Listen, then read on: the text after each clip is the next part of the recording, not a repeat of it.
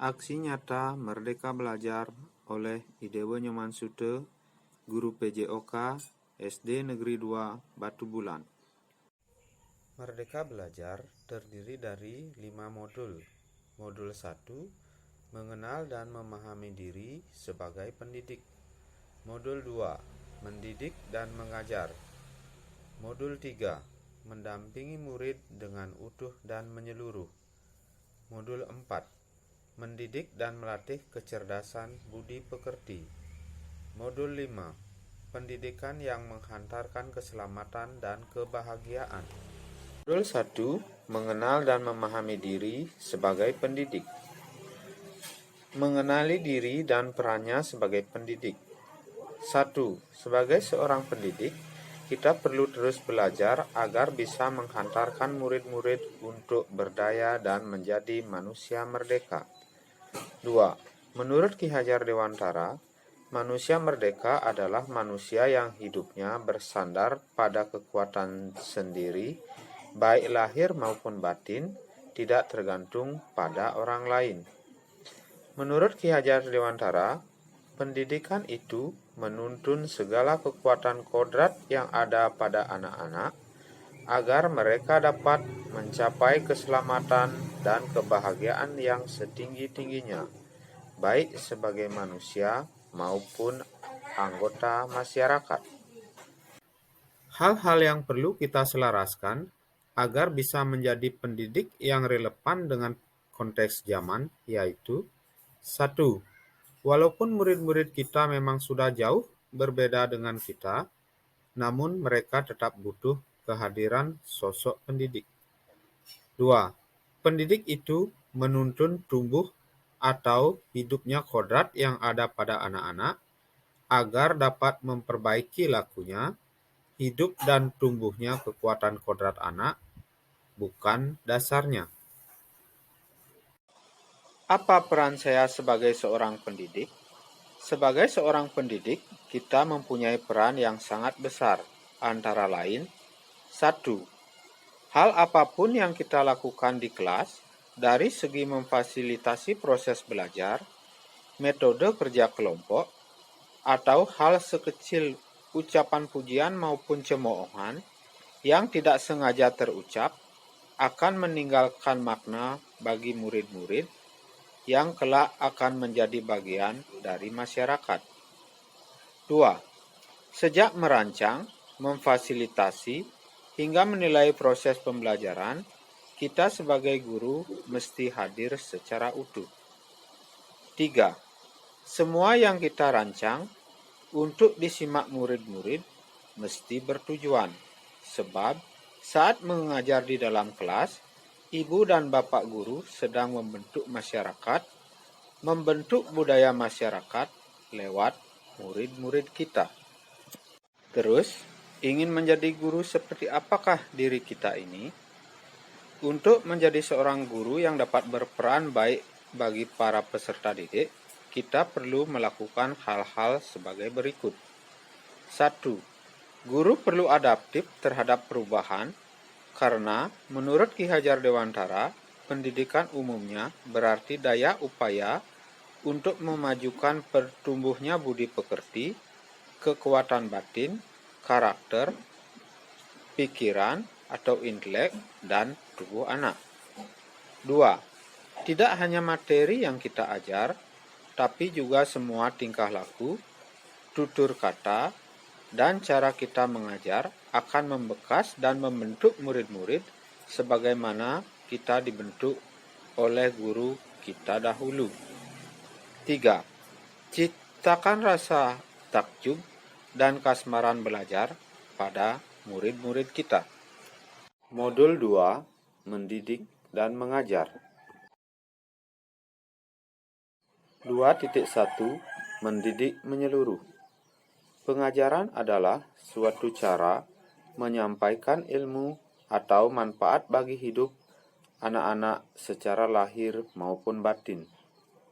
Pendidikan adalah tempat menaburkan benih-benih kebudayaan yang hidup dalam masyarakat, sekaligus sebagai instrumen tumbuhnya peradaban.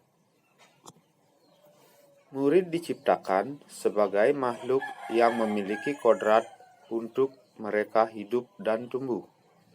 Pendidik tidak dapat menentukan dan berkehendak akan hidup tumbuhnya murid. Yang bisa pendidik lakukan adalah menuntun tumbuh atau hidupnya kekuatan-kekuatan itu dengan mengerahkan segala daya upaya untuk memajukan perkembangan budi pekerti, pikiran, jasmani murid agar dapat memperbaiki perilakunya, bukan dasar hidup dan tumbuhnya itu. Pikiran atau intelektual murid sebaiknya dibangun setinggi-tingginya, seluas-luasnya, dan selebar-lebarnya untuk mewujudkan peri kehidupan lahir dan batin dengan sebaik-baiknya. Sebagai pendidik, kita perlu cermat dalam menempatkan pendidikan pikiran murid sesuai dengan konteks pendidikan nasional berdasarkan garis-garis bangsanya atau kultur nasional yang akan melengkapi, mempertajam, dan memperkaya pendidikan keterampilan berpikir murid. Setiap murid memiliki kekuatan-kekuatan yang memerlukan tuntunan orang dewasa. Menuntun potensi murid bertujuan agar ia semakin baik adabnya dan mendapatkan kecerdasan yang luas sehingga ia terlindung dari pengaruh-pengaruh yang dapat menghambat bahkan melemahkan tumbuhnya potensi atau kekuatan dirinya. Umpama dua garis yang saling tarik-menarik dan saling mempengaruhi yang pada akhirnya berujung menjadi satu. Dua garis itu adalah garis dasar yang menggambarkan potensi dari murid, garis keadaan yang menggambarkan kesempatan untuk berkembang. Kedua garis ini saling berhubungan, yang menurut ilmu pendidikan disebut konvergensi. 2.2 Pendidikan selama 1 abad. Metode pengajaran di zaman kolonial Belanda yang menggunakan sistem pendidikan perintah dan sanksi merupakan metode pengajaran kolonial yang tanpa sadar masuk menjadi warisan cara mendidik murid bahkan mungkin sampai saat ini. Sistem pendidikan di zaman kolonial Belanda didasarkan atas diskriminasi, yaitu adanya perbedaan perlakuan terhadap anak-anak pribumi untuk mendapatkan pendidikan. Hal ini bertentangan dengan keadaan dan kebudayaan bangsa Timur. Ki Hajar Dewantara menggagas perlunya sistem pendidikan yang humanis dan transformatif yang dapat memelihara kedamaian dunia. Ki Hajar Dewantara memperkenalkan sistem Among dengan slogannya, Ingarso Sung Tulodo, Ing Madio Mangunkarso, Tuturi Handayani. Ingarso Sung Tulodo artinya seorang guru haruslah berkomitmen menjadi seorang teladan yang memberikan contoh yang baik. Ing Madio Mangunkarso artinya seorang guru haruslah membangkitkan atau menguatkan semangat muridnya, bukan yang melemahkan semangatnya. Tut Uri Handayani artinya seorang guru haruslah memberikan dorongan atau menjadikan murid-muridnya orang-orang yang mandiri atau orang-orang yang merdeka yang tumbuh kembang secara maksimal. 2.3 Menjadi manusia secara utuh. Manusia sebagai makhluk ciptaan Tuhan Yang Maha Esa memiliki dua bagian utama dalam tubuhnya. 1. Bagian jasmani atau lahir. 2. Badan rohani atau batin. Dengan bersatunya pikiran, perasaan, dan kehendak dapat menimbulkan daya dan memunculkan budi pekerti yang menandakannya sebagai manusia merdeka. Atas karunia Tuhan Yang Maha Esa memiliki akal yang digunakan untuk berpikir, untuk merasa, dan berkarya. Manusia merdeka yaitu manusia yang dapat memerintah dan menguasai dirinya atau mandiri, dan itulah kodrat sebagai manusia. Kebudayaan merupakan hasil budi manusia secara lahir dan batin yang didapat dari perjuangan terhadap dua pengaruh kuat, yaitu alam dan zaman. Peran kita sebagai pendidik untuk membantu murid memenuhi kebutuhan lahir dan batin agar mencapai keseimbangan dalam menjalani kehidupan. Memandang murid sebagai manusia secara utuh harus menjadi dasar kita sebagai pendidik. Dalam mendampingi murid menentukan tujuan belajar, merancang pembelajaran sesuai kebutuhan murid lahir dan batin. Manusia merdeka perlu memiliki modal keterampilan berpikir atau bernalar yang baik yang bisa didapat dari proses kehidupan sepanjang hayat. Proses mengasah nalar atau keterampilan berpikir murid menurut Benjamin Bloom dan Anderson, yang juga disebut level kognitif, mengingat, memahami, mengaplikasikan, menganalisa, mengevaluasi, mengkreasi atau mencipta, bisa difasilitasi di semua jenjang pendidikan, mulai dari PAUD, dasar, menengah, dan tinggi. Modul 3, mendampingi murid dengan utuh dan menyeluruh. Kodrat alam adalah dasar pendidikan murid yang berkaitan dengan sifat dan bentuk lingkungan di mana mereka berada. Kodrat zaman adalah bagian-bagian dasar pendidikan murid yang berhubungan dengan isi dan irama. Perubahan zaman merupakan keniscayaan yang tidak mungkin dihindarkan dan dicegah dan akan datang tanpa diminta. Sebagai pendidik, banyak dari kita yang belum menyadari akan hal itu. Kenyamanan-kenyamanan yang dirasakan saat ini akan diselimuti kegelisahan-kegelisahan akibat perubahan zaman. Ki Hajar Dewantara mengingatkan bahwa pengaruh-pengaruh dari luar hendaknya tetap dipilah mana yang sesuai dengan kearifan lokal, sosial budaya Indonesia. Untuk menjaga pengaruh luar yang masuk, diperlukan prinsip-prinsip dalam melakukan perubahan yang diajarkan Ki Hajar Dewantara disebut sebagai asas Trikon, yaitu 1. Continue, yaitu kemajuan kebudayaan merupakan keharusan lanjutan langsung dari kebudayaan itu sendiri. 2. Convergent, yaitu kebudayaan menuju arah kesatuan kebudayaan dunia atau kemanusiaan. 3. Konsentris, yaitu kebudayaan harus mempunyai karakteristik dan sifat kepribadian sendiri sebagai pusatnya dalam lingkungan kebudayaan dunia, kemanusiaan. Dengan menggunakan asas Trikon, kebudayaan bangsa Indonesia tidak akan tertinggal dan akan bisa berjalan beriringan dengan kebudayaan lain serta memiliki karakter dan ciri khasnya sendiri. Kodrat alam. Kodrat alam adalah dasar pendidikan murid yang berkaitan dengan sifat dan bentuk lingkungan di mana mereka berada. Sebagai pendidik, kita dapat menggunakan metode, strategi, teknik pembelajaran sesuai keunikan potensi masing-masing murid untuk membantu mereka mengembangkan kekuatan kodratnya sehingga mereka akan merasa leluasa mengeksplorasi potensinya dan menemukan pengalaman belajar yang bermakna. Kodrat zaman. Kodrat zaman adalah bagian-bagian dasar pendidikan murid yang berhubungan dengan isi dan irama.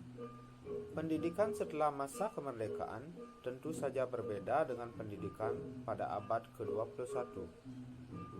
Maka, kita sebagai pendidik bergegas beradaptasi terhadap kodrat zaman untuk membantu murid mencapai selamat dan bahagia. Modul 4. Mendidik dan melatih kecerdasan budi pekerti. 4.1. Budi pekerti. Budi pekerti atau watak merupakan hasil dari bersatunya gerak pikiran, perasaan, dan kehendak atau kemauan sehingga menimbulkan suatu tenaga. Budi pekerti juga dapat dimaknai sebagai perpaduan antara cipta atau kognitif dan rasa atau afektif sehingga menghasilkan karsa atau psikomotorik. Watak atau budi pekerti dibagi menjadi dua bagian, yaitu 1. Bagian biologis, yaitu bagian yang berhubungan dengan rasa seperti takut, senang, dan lain-lain. 2. Bagian intelligible, yaitu bagian yang berhubungan dengan kemampuan kognitif atau berpikir, menyerap pengetahuan. Watak atau budi pekerti dapat terbentuk dari 1.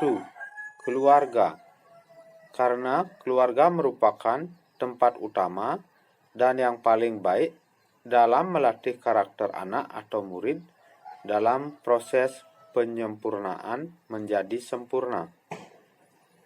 2. Pendidik atau sekolah ikut turut serta berperan dalam membantu murid untuk menemukan kecerdasan budi pekerti.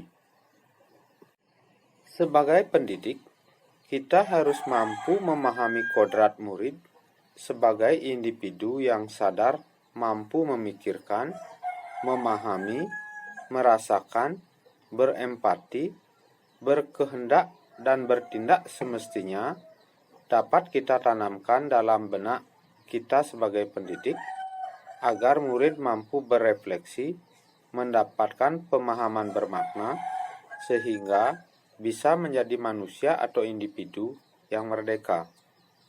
4.2 Teori konvergensi dan pengaruh pendidikan. Teori konvergensi didasarkan atas dua teori utama, yaitu 1. Teori tabula rasa, yaitu teori yang beranggapan bahwa kodrat anak ibarat kertas kosong yang dapat diisi dan ditulis oleh pendidik dengan pengetahuan dan wawasan yang diinginkan pendidik. 2.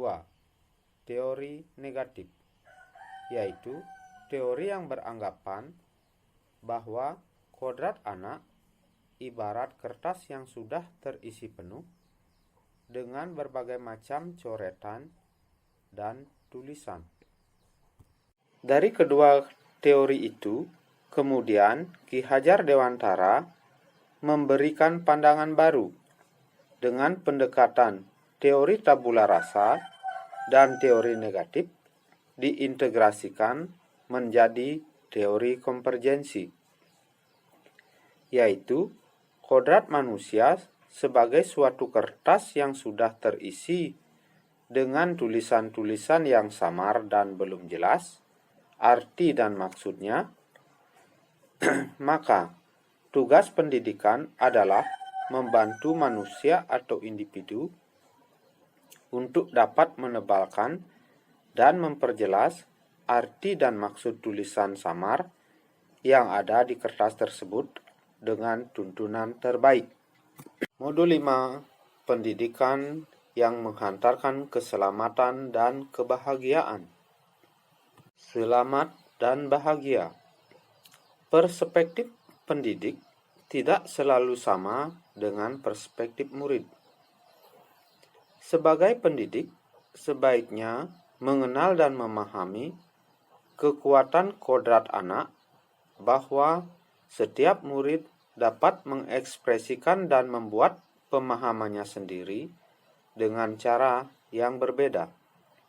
Jadi, fungsi pendidikan adalah mengantarkan murid agar siap hidup dan memberikan kepercayaan kepada murid bahwa di masa depan mereka akan mampu mengisi zamannya, yaitu tidak hanya hidup untuk kepentingan dirinya atau individualistik, tetapi juga berkontribusi untuk masyarakat dan lingkungan di mana ia berada, dan bersama-sama mencapai keselamatan dan kebahagiaan. Sistem Among. Ki Hajar Dewantara mengenalkan sistem Among sebagai suatu metode pendidikan yang menekankan pada proses pembelajaran yang dikenal dengan 1. Ingarso Sungtolodo 2. Ingmadio Mangunkarso 3. Tuthuri Handayani. Ingarso Sungtolodo atau di depan memberi teladan artinya yaitu guru memahami secara utuh tentang apa yang dapat ia bantu kepada murid menjadi teladan dalam budi pekerti dan tingkah laku. Ingmadio Mangunkarso atau di tengah membangun kehendak, yaitu guru diharapkan mampu membangkitkan semangat, berswakarsa, dan berkreasi bersama murid dengan membuka dialog dengan murid, berperan sebagai narasumber dan penuntun. Tuthuri Handayani atau di belakang memberikan dorongan, yaitu guru tidak sekedar memberikan motivasi, tetapi juga memberikan saran dan rekomendasi dari hasil pengamatan agar murid mampu mengekspresikan daya cipta, rasa, karsa, dan karyanya. Sistem Among didasarkan pada dua hal, yaitu 1. Kodrat alam sebagai syarat untuk mencapai kemajuan pendidikan sesuai dengan potensi murid. 2. Kodrat kemerdekaan sebagai syarat untuk menghidupkan dan menggerakkan kekuatan lahir dan batin murid hingga dapat mencapai selamat dan bahagia. Momong artinya merawat dengan penuh ketulusan dan penuh kasih sayang, serta mentransformasikan kebiasaan-kebiasaan baik disertai dengan doa dan harapan. Among artinya memberikan contoh tentang baik dan buruk tanpa harus mengambil hak murid agar bisa tumbuh dan berkembang dalam suasana batin yang merdeka sesuai dengan dasarnya. Ngemong artinya proses untuk mengamati, merawat, dan menjaga agar murid mampu mengembangkan dirinya, bertanggung jawab, dan disiplin berdasarkan nilai-nilai yang telah diperoleh sesuai dengan kodratnya. Guru tidak hanya memandang sistem Among sebagai suatu metode saja, tetapi lebih dari itu sebagai cara berpikir atau mindset, sehingga guru harus mempunyai karakter, kredibel, dan dihormati murid. Guru harus memiliki kemampuan mengelola dan mengembangkan kemampuan sosial emosional yang baik dengan murid sebagai suatu kemitraan. Guru harus memiliki tutur kata yang mudah dipahami murid dengan sistematis dan logis. Merdeka Belajar Abad 21. Ki Hajar Dewantara berpesan, tuntunlah murid sesuai zamannya. Sekarang ini, guru tidak lagi menjadi satu-satunya sumber pengetahuan, tetapi guru berperan sebagai fasilitator pembelajaran. Sumber-sumber pengetahuan kini terbuka luas, akses dan beragam bentuknya, seperti adanya mesin pencari yang bisa menyediakan beragam informasi yang kita inginkan, sehingga cara menuntun dan membimbing murid sangat berbeda. Sebagai fasilitator, guru menempatkan murid menjadi subjek atau individu aktif dalam pembelajaran untuk mencari dan membangun pemahamannya sendiri, bukan sebaliknya, murid dianggap sebagai objek pembelajaran atau individu pasif yang hanya tergantung pada apa yang diberikan guru. Persaingan yang semakin kompetitif pada abad 21, saling terhubungnya negara-negara di dunia, membuat kita sebagai pendidik tidak boleh lengah dan merasa cukup dengan apa yang telah kita upayakan sejauh ini. Cara satu-satunya agar kita tidak terlena dan tenggelam dengan perubahan zaman yaitu 1. Menjadi pembelajar sepanjang hayat. dengan terus meningkatkan pengetahuan sesuai perkembangan zaman. 2. Membangun konteks diri serta identitas suatu bangsa, yaitu penguatan kebangsaan kita bersama, sehingga kita dan juga murid-murid mampu membangun konteks diri serta identitas sebagai suatu bangsa. Masih banyak dari kita pendidik yang belum memahami prinsip berpihak pada murid. Contohnya, bagaimana perasaan murid jika mendapat peringkat paling bawah di kelasnya atau mendapat nilai ujian yang paling rendah, kemudian diumumkan di dalam kelas tanpa pengertian atau penguatan dari guru dengan tepat. Hal ini dapat menjadi bumerang dan sangat merugikan murid, bahkan dapat melemahkan potensinya dan kekuatannya. Proses demi proses yang dilalui murid dalam mencari dan membangun pengetahuan dan pemahamannya juga sebaiknya menjadi perhatian utama para guru untuk 1. Melakukan penilaian proses belajar atau formatif, membantu merefleksikan pembelajaran yang disusunnya, sehingga semangat perbaikan terus-menerus dapat diinternalisasikan dalam diri dan menjadi pegangan pada setiap pendidik. Budaya-budaya seperti memberikan nilai dengan angka-angka dan membuat peringkat kelas sebaiknya dapat diubah dengan sistem penilaian dan apresiasi yang tidak membuat harkat dan martabat anak atau murid terkoyak dan memahami tujuan pengukuran atau penilaian itu sendiri. Trisentra pendidikan adalah 3 wadah dasar proses pembentukan murid, yaitu 1. Alam keluarga, 2. Alam perguruan atau sekolah, 3. Alam pergerakan pemuda atau komunitas atau masyarakat. Alam keluarga merupakan sistem kecil di mana anak tinggal dan mendapatkan pendidikan pertama dan yang terpenting dalam hidupnya. Alam perguruan atau sekolah merupakan wadah yang memfasilitasi pengembangan intelektual murid serta menuntun murid menemukan wawasan ilmu pengetahuan yang lebih luas. Alam pergerakan pemuda atau komunitas atau masyarakat merupakan wadah yang memfasilitasi murid untuk mengaktualisasikan dirinya dan mengembangkan watak. Di samping itu, sebagai penguat pendidikan, baik itu untuk kecerdasan budi pekerti dan sosial emosional murid. Demikianlah aksi nyata Merdeka Belajar dari saya. Sekian dan terima kasih.